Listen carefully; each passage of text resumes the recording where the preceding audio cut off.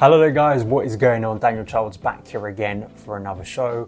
Hope you're doing well. We are now based in Sydney rather than Brisbane. We have moved for week 2 of the World Cup. That's where England are going to be based this week. So yeah, different setting, but hopefully more regular videos now. Things are settling down. I'm getting used to the Australian time zone.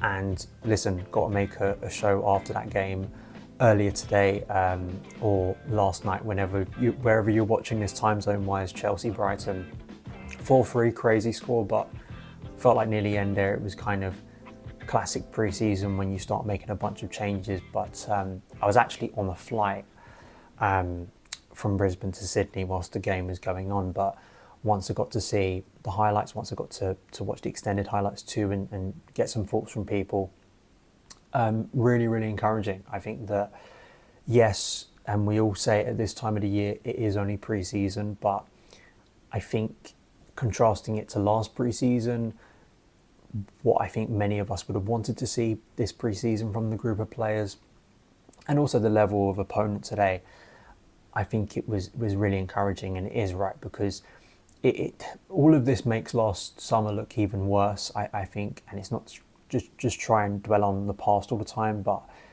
you know, I've had consistent frustrations actually for a while that Chelsea pre-seasons have just not been done well. It feels like we're undercooked when the season starts. We don't look in shape. I think that was one of the most galling things about seeing that Arsenal game live in Orlando last year, was how unfit the players looked. There is none of that this year. The players look sharp. There's an intensity to our play, and already some of the players we've invested in appear to be clicking into gear. And you know, that's what you want, right? You want those new additions. I always go back to the Fabregas Costa summer, as I refer to it, when they arrived and how quickly they slotted into place. And when Chelsea were going in, not saying that Chelsea are going to do what they did in 14-15, but I think the correlation between a good pre-season, not just in terms of like winning games, but like good performances, I do think it does matter. I do think having a positive period, especially off the back of last season, I think is important for Pochettino and this young group of players. And on the young group of players, I don't think it's a coincidence that we're seeing this level of intensity with a group that doesn't contain players who clearly have no future at Chelsea. There are no ghosts of transfers past. There is no, players who, it almost becomes a bit of a joke thing, right? Every summer you get your Marco Marins, you get your Kennedy Batshuayi's back, you get your Timothy Bakayoko's, Danny Drinkwater, Davide Zappacosta. The list goes on of players who would be taken on these trips. And at the end, you'd start to feel sympathy for these players, because it was quite clear they had no future at Chelsea, but it was like prolonging the inevitable. But those players were taking up spots that could have been filled with youngsters. And seeing that this summer, I think, is really encouraging. It's unlikely that every single youngster that impresses or gets a chance is going to stay. Some of them will go on loan because it's the best thing for their career.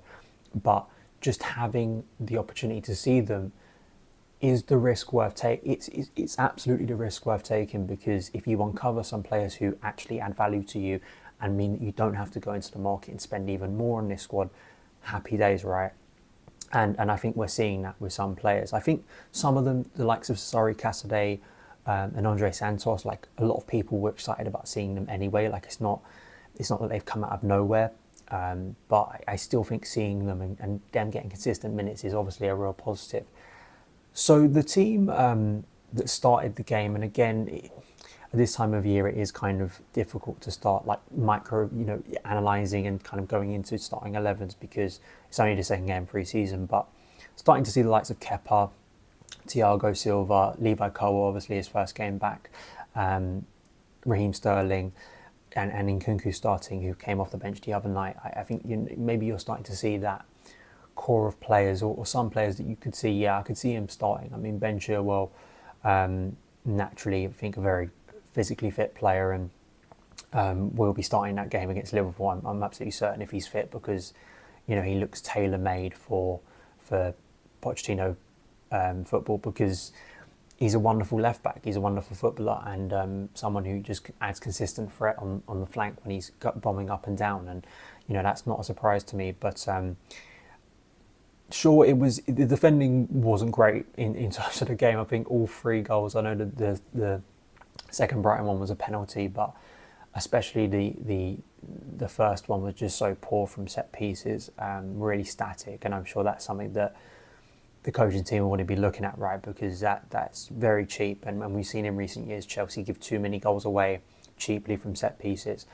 But what I loved about the goals today was just the variety of them and the invention within the attackers. Nkunku's finish is brilliant. It's wonderful because it's just a natural instinct, right? It's the sign of a player who knows how to score goals, and just that little flick. It wasn't the most elaborate goal ever, but it was ruthless, and I think really effective, and 2-2 for him. Perfect to see him get him off the mark and playing. And although he is starting as a 9, I do wonder with what Jackson's doing. I think we're very close to seeing Jackson and Nkunku on the same pitch probably. And in the second half, I mean, let's talk about the goals first. I mean, Mikhailo Mudryk, it's interesting. Andrew Todos, I interviewed him. He's a Ukrainian football expert, and I spoke to him when Chelsea signed Mudryk in January. Please go and find the show. And he retweeted a clip that I'd sort of put out in January about how Andrew was sort of saying he's one of the fastest players he's ever seen, and talking about his rapid pace. And you do hear this a lot with players, and we heard it so much with Timo Werner, but it's like, it's all right having that speed. How does a player bring that all together to make them a really dangerous attacker? And I think you saw that with the goal, not just the goal, but that clip that's been doing the rounds of him bursting down the wing. I mean, it does remind me of Gareth Bale. That's one player I remember, at his best when he was younger. Just that way he could absolutely bomb and just take defenders out of the game. It really was breathtaking, and I hope for Mudryk's sake he can continue. And I thought that the second goal was not only brilliant work from Mudryk coming in from the wing, and then brilliant finish. What that goal demonstrated was Nicolas Jackson's link-up play. Wonderful. Just seeing a striker so naturally work around his fellow attackers, hold up the ball, be able to make runs in behind, but also work in tight spaces. I think for a young player who hasn't, there isn't a lot of evidence and a lot of a sample size with Nicolas Jackson, but that's the sign of a very, very talented player and a very, very talented striker. And I think someone that already is forming those connections and seems to know where his teammates are, which is great, right? And I think we saw that for the second goal, and also for the third goal by Conor Gallagher. Again, watch Nicolas Jackson's involvement in that goal, and we saw it. He set up Ian Maatsen the other day too. It's important that obviously as a striker, at the end of the day, you're going to be judged on the goals you score. But it's also about how do you lead the line, how do you impose yourself, how do you work around others. And I think that the fact that Jackson already is very naturally filling a focal point that's benefiting others, I think is really positive for Pochettino to build on as we get closer to the start of the season, and whether he can build that connection with Nkunku, as we hope he can. Gallagher, the man bun, giving him powers, as I said the other day, another goal, and it says, reflects what I said the other day in terms of Gallagher. Once he gets into the 6-yard box, once he gets closer to the goal, I think becomes a very different player and becomes a dangerous player and an effective one. And I just don't see what is the point of selling him in terms of bodies, but also in terms of what he adds to this team, and with a more settled season for a lot of these players, I think Gallagher will have a better year. Doesn't mean he's going to start every week, but good to see him having a good pre-season. Jackson then scores his goal. I said the other day Jackson was making a lot of runs in behind the Wrexham defence, but wasn't being found. This time he was. I was just thinking after the game, like, how many players would you have trusted last season to go one-on-one with a keeper and finish like he did? Don't think there are many. I think there's been so many times where a ball's gone through for Chelsea in recent years, one-on-one, and I just have very little confidence the Chelsea attacker is going to finish, and usually they don't. The way he finished that just capped off a brilliant night for him personally, and a brilliant couple of days to introduce himself to Chelsea fans who were watching.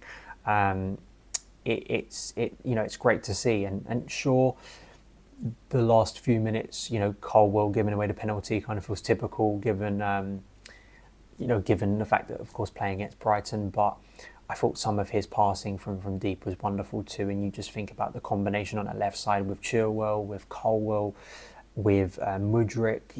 It's really exciting, the combinations that could be formed here with those players. And I think that, Levi, great that Pochettino was so firm after the game.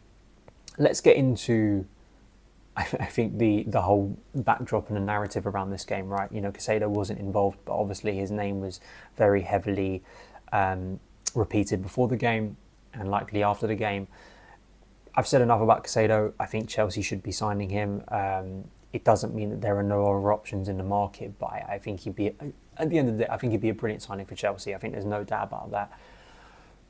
I have found it quite funny over the summer in terms of the way certain Brighton reporters have been talking about Levi Colwell as if it's a foregone conclusion that Levi would return to the Amex.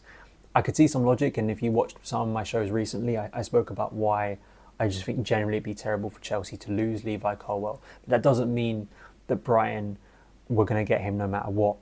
And I just think the series of events this summer have meant that the ball's been more in Chelsea's court the longer this has gone on, because you sell Kalidou Koulibaly, left-sided centre-back, you sell Cesar Azpilicueta, right, not a left-sided centre-back, but a centre-back, an experienced one at that.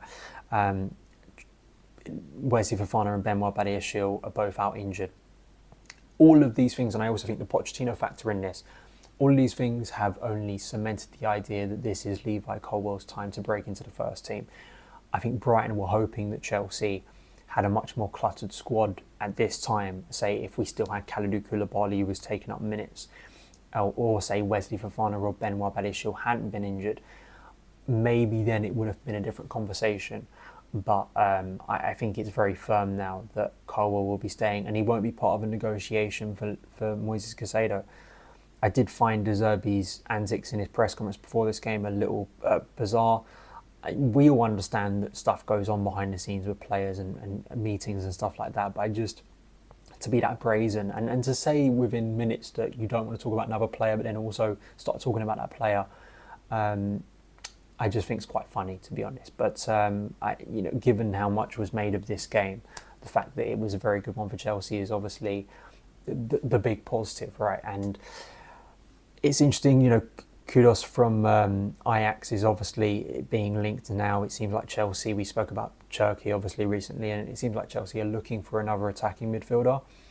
I don't think that's ridiculous given, we've lost Mason Mount, we lost Kai Havertz.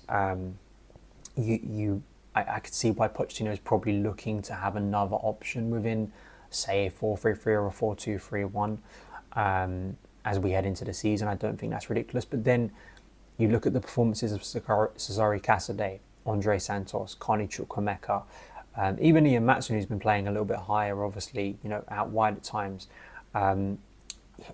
You do wonder, and this is why I think giving the opportunities to the youngsters, as I said earlier, is so important, is can you find an internal solution to these problems if you can't get a deal over the line? And I think there'd be quite a few people who'd be excited to see some of these players remain. I do think it's a no-brainer Ian Matson has to stay, because I just think he's a brilliant young player, and I think we'd be regretting that sale. But you would like to see one big signing come in, and I think it has to be in central midfield. I think that is, for me, where I don't think it's an attacking midfielder. I think it's a defensive midfielder. If Chelsea are only going to make one more signing this window, it has to be a defensive midfielder, even before a goalkeeper, because it's so clear. It has been so clear for so long. We've needed that position, but all round happy. And I think Pochettino's demeanour, I think some of the stuff he's been saying, I think has been really encouraging. Repeating those messages that he said in his first week, right? And now you're seeing the evidence in performance levels that reflect that the players look motivated for the season, look hungry to impress, and I think all of that is good. We still got a few games to go, and as is natural in pre-season, I wouldn't be stunned if we have a regression maybe in one of the performances, because that happens in pre-season. You have off days like you do during the normal season, but I think as long as those kind of just general non-negotiables are still present, I think this is this could turn out to be a very good pre-season heading into Pochettino's first season. Let me know your thoughts, all that good stuff. Follow me on Twitter at SonOfChelsea, and I'll see you again very soon. All the best.